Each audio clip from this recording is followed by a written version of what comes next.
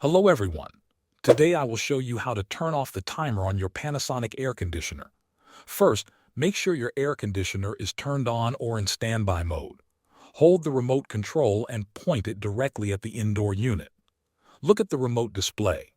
If a timer is active, you will see the timer indicator light, often yellow, or an icon that says on timer or off timer. To turn off the timer, locate the dedicated cancel button in the timer section of your remote.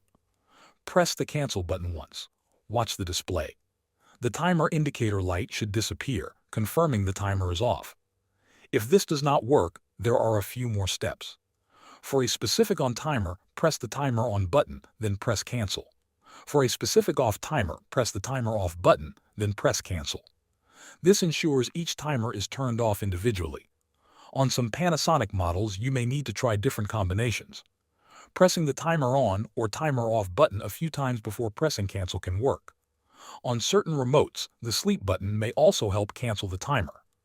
Once the timer icons and lights are gone, your air conditioner will respond only to manual control. Thanks for watching.